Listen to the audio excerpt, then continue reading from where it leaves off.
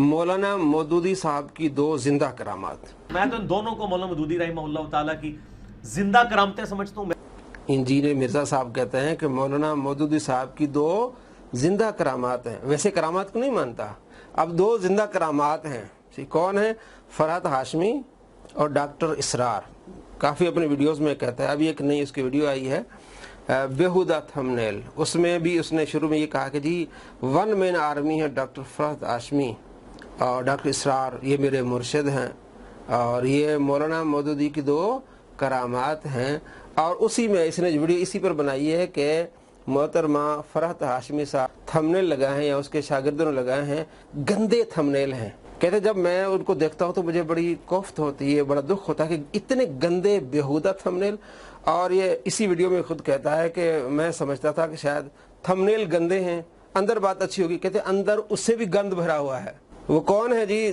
कौन गंद भर रही हैं? फरहत हाशमी साहिबा। अंदर तकरीर किसकी? थंबनेल लगाया हुआ है फरहत हाशमी की वीडियो के ऊपर, गंदे से गंदे थंबनेल।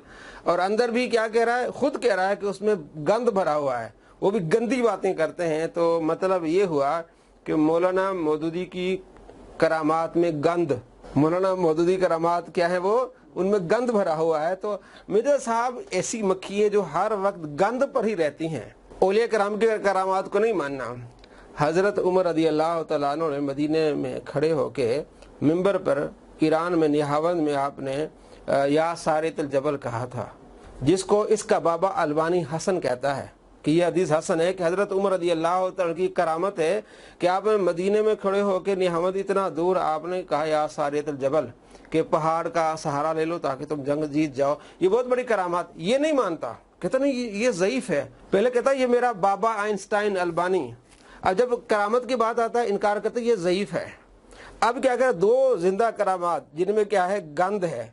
कहते थंबनेल भी बहुत गंदे हैं और उसके अंदर भी बहुत बड़ा गंद भरा हुआ है। तो मिर्जा साहब आप करामात भी गंदी मानते हैं, आपकी सोच भी गंदी है, मिसालें भी घटिया और गंदी देंगे। मिसाल की तो पिछले दिनों में काफ़ी वीडियोस बनाई हैं फातिहा खल्फ इमाम की, इमाम के पीछे फातिहा पढ़ना। मुसलमान कहते हैं कि जितने भी फ़िक़ही आ रहा है, मतलब फ़िक़ह मालिकी है, फ़िक़ह हनफी है और फ़िक़ह शाफ़ी, इस तरह फ़िक़ह हम्बली, ये एक दूध का दरिया है, उसी से नह रहने के लिए अपनी अपनी राह है। तो इसने गंदी मिसाल कैसे दी? क्योंकि गंदी करामात को मानने वाला जहन भी क्या होगा? गंदा होगा। इसने मिसाल ये दी, लो जी देखें जी, एक दूध का दरिया है, उसे पेशाब की नहरें निकल रही हैं। ला हौल वला, दूध का दरिया और उससे क्या निकल रही हैं? पेशाब की नहरें निकल रही हैं। और नमाज उसकी सही होगी जो वो बंदा सही होगा जिसने इमाम के पीछे सूरह फातिहा पढ़नी है, उसी की नमाज होगी जिसने इमाम के पीछे सूरह फातिहा पढ़नी। जिसने सूरह फातिहा नहीं पढ़नी उसकी नमाज नहीं होगी। ये उसने गंदी मिसाल दी और कुछ महीनों के बाद फिर अपना मौक़िफ़ चेंज कर लिया। हाँ, अगर इमाम किरात कर रहा हो ऊंची आवाज़ से तो पीछे आपको सूरह फातिहा पढ़ने की ज़रूरत नहीं, आप ना पढ़े आपकी नमाज हो जाएगी। पहले आपने गंदी मिसाल दी, पेशाब की मिसाल दी, अब आप पेशाब से नहा रहे हैं। यही हुआ ना, आप उस पेशाब से क्या कर रहे हैं? नहा रहे हैं। इस तरह की गंदी मिसालें गंदी ज़हनियत वाले लोग देते हैं और गंदी करामात को भी इस तरह गंदे लोग मानते हैं।